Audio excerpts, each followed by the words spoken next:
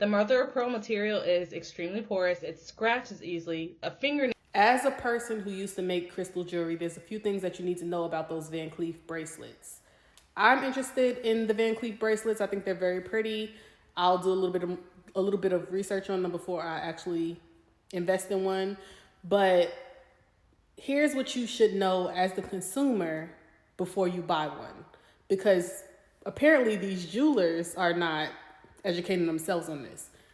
You, I don't want to say should not, you can do whatever you want, but it's not it's not advisable for you to wear jewelry with stones that have a Mohs hardness of under 7. And I'd say 6 even to be generous. The reason why you want the Mohs hardness to be above a 6, or I think 5.5, which is obsidian, but obsidian is glass. That's something different.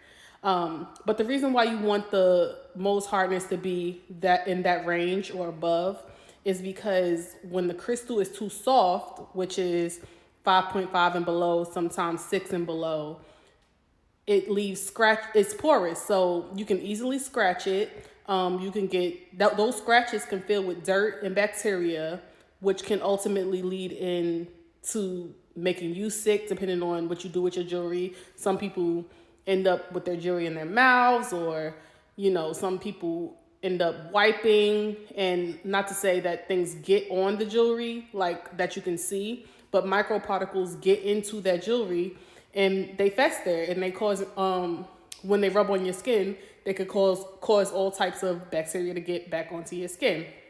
And this is especially like with something like a bracelet, like a necklace. I would worry about different things like sweat from your breast or sweat from your neck getting into the scratches in that jewelry.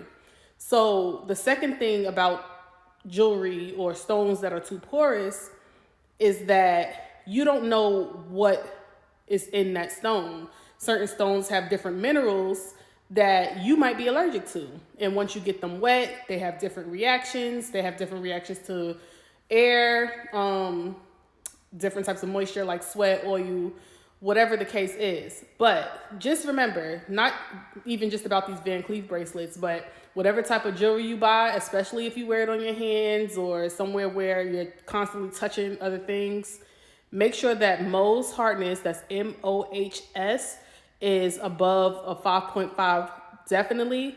But if you could stay around 6 or 7, that's even better.